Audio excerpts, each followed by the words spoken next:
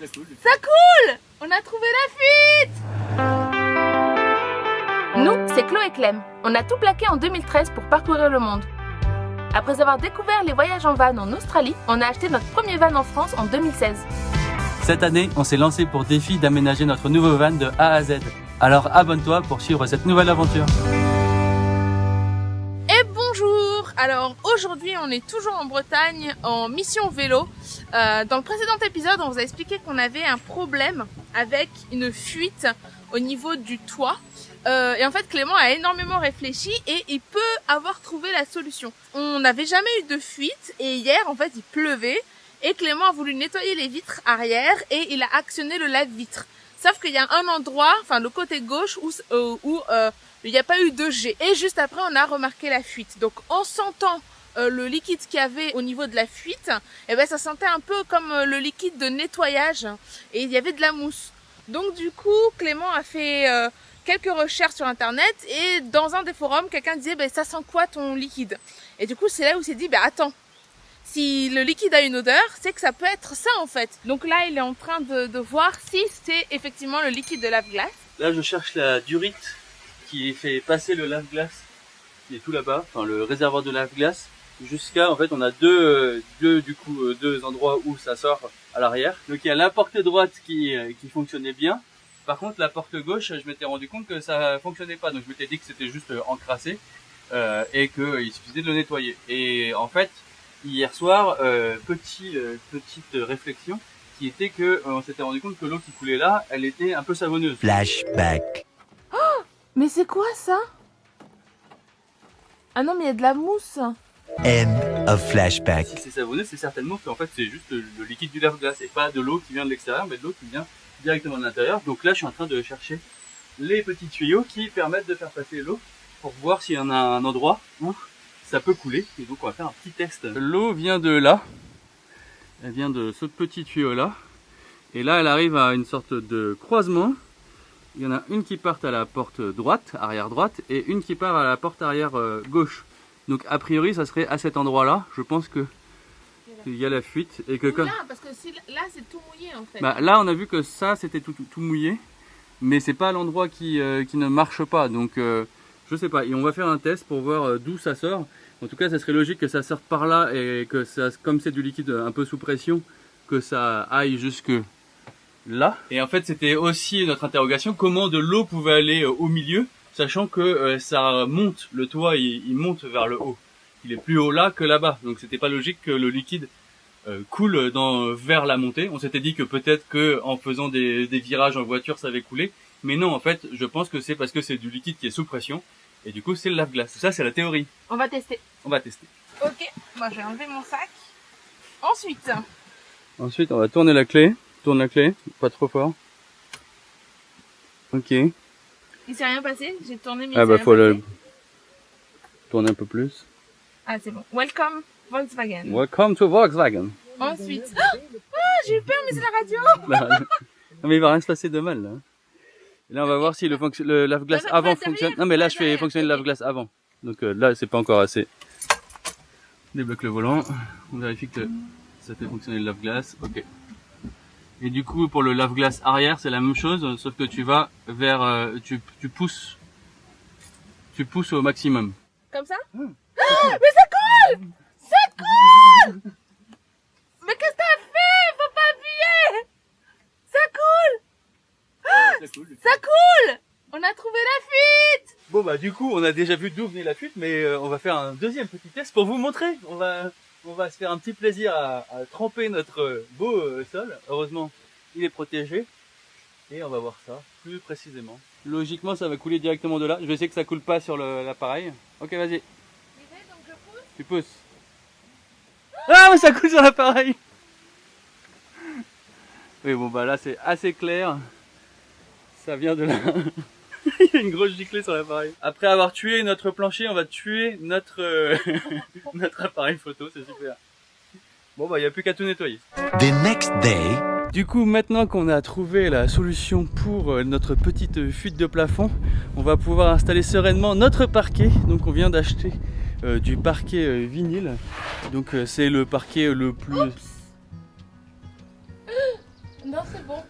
Le plus simple à installer sans faire de dégâts, sauf quand on va contre l'Armaflex. Donc je disais, c'est le parquet le plus simple à installer et qui a un rendu vraiment sympa et qui va durer dans le temps. Son petit défaut, c'est qu'il est assez lourd et aussi c'est pas naturel, c'est du plastique. Par contre, c'est moins lourd que du bois. C'est moins lourd que du bois? Ouais, je pense, non? Je suis pas sûr. Par contre, c'est moins épais. En fait, tout l'intérêt, c'est que ce soit très peu épais. Ça fait moins de 5 mm d'épaisseur, donc c'était vraiment notre volonté. Et maintenant, il n'y a plus qu'à le poser. C'est relativement simple normalement. Surtout qu'on a fait le choix de tout de suite poser le parquet. On aurait pu faire le choix de le poser une fois que les meubles sont construits. Mais on s'est dit, tant qu'à faire, autant poser tout de suite le parquet. Ça sera plus simple de le poser. Et comme ça, on aura le même sol partout. Sachant qu'en plus, notre planche de bois, elle ne résiste pas trop à l'eau. Alors que ça, c'est vraiment résistant à l'eau. Donc là, on sera nickel. On aura un sol qui résiste à l'eau. Et on n'aura pas à craindre de l'abîmer. Déjà, la première chose à savoir, Clément, c'est dans quel sens on va le mettre. Dans ce sens ou dans ce sens? Alors dans une maison, normalement, on le met dans le sens de la plus grande longueur. Donc ça serait dans ce sens-là. Ah oui, pour allonger?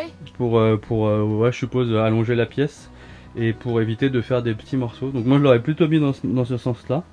Plutôt que dans ce sens-là. Surtout que si on le met dans ce sens-là, en fait, ça fait quasiment la largeur d'une latte. Et du coup, on va se retrouver avec des petits bouts de latte ridicules. Ouais, Donc, donc on va le faire dans ce sens-là. Et pour le rendu et pour la facilité d'installation, ça va être dans ce sens-là. Sachant que ce qu'il faut faire, c'est que elle soit décalée d'à peu près un tiers chaque lame, d'au moins un tiers chaque lame, et qu'il n'y ait pas des bouts de moins de 30 cm.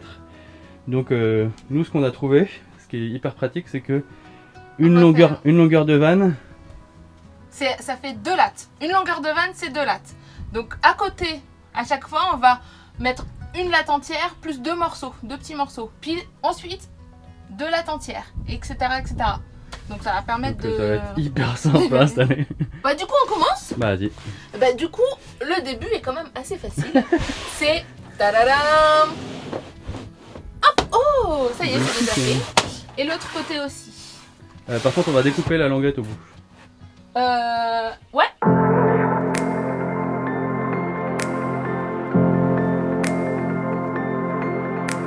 Vous pouvez aussi utiliser un maillet en plastique pour... Mais apparemment Claudia, ça lui va très bien de taper. Tadam. Je suis déjà assise sur notre parquet. Yeah. C'est confortable, c'est chaud? Oui. Non. Du coup, pour découper ce genre de parquet, c'est hyper simple, il n'y a pas besoin de beaucoup de matériel. Il suffit d'un crayon, d'une équerre et d'un cutter. Donc là, j'ai fait ma marque. Donc nous, on découpe à la moitié, c'est hyper simple. Je vais faire mon petit trait. Je passe au cutter. Donc je vais faire un premier trait. Et un deuxième trait. Ensuite, je vais le mettre au bord.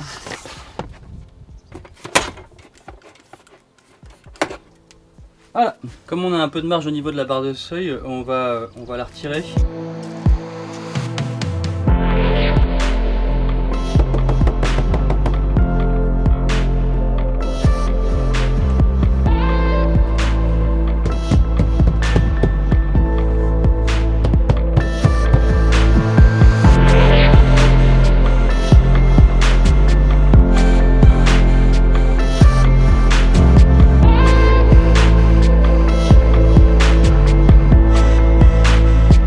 Voilà, on a fini la partie la plus simple.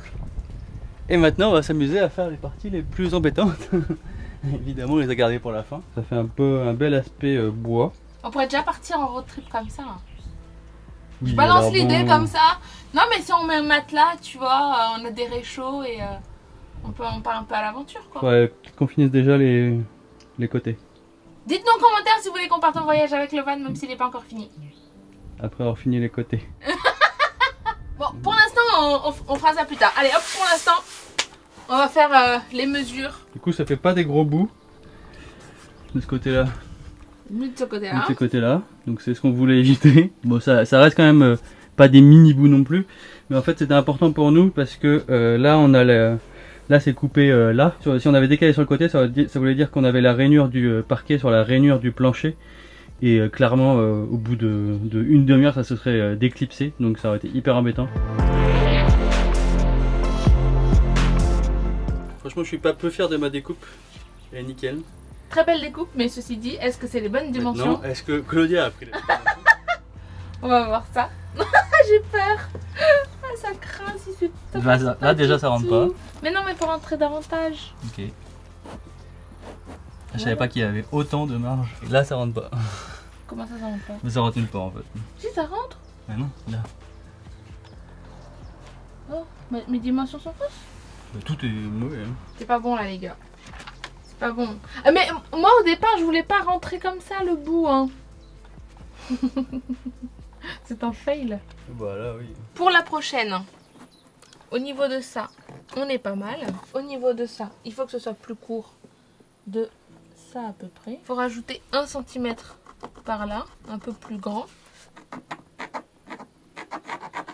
Sinon ça c'est bon. Et ça part comme ça en fait. Ok, ça marche. Donc, autre tentative.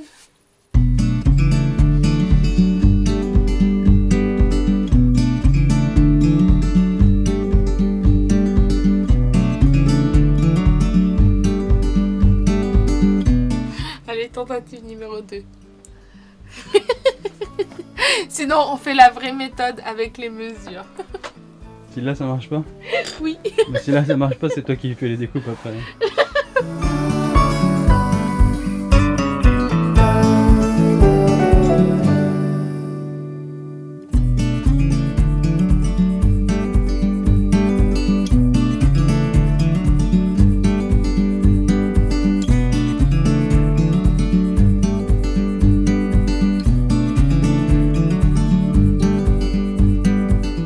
Là on est dans la partie la plus compliquée, c'est la partie où j'ai faim.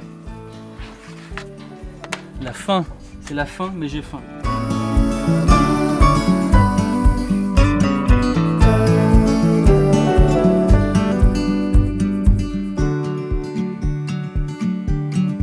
Bon bah je crois qu'on va réussir à faire sur 2 paquets mais vraiment c'est très juste. Parce qu'on a fait quelques petites erreurs et vraiment de base c'est très juste. Un conseil, si vous faites des découpes, vérifiez bien que le crochet va bien dans l'autre bout. Oui, ça c'est avant vraiment... de faire la découpe. C'est vraiment l'erreur basique classique de ce genre de choses, c'est on prend les mesures et on oublie que la planche elle est pas dans le bon sens. Et en fait il y a un sens avec clips et un sens où ça se clipse. Et bah, si c'est pas dans le bon sens, bah, la planche est foirée complètement. Donc on en a foiré une comme ça et il n'aurait pas fallu qu'on en foire 2.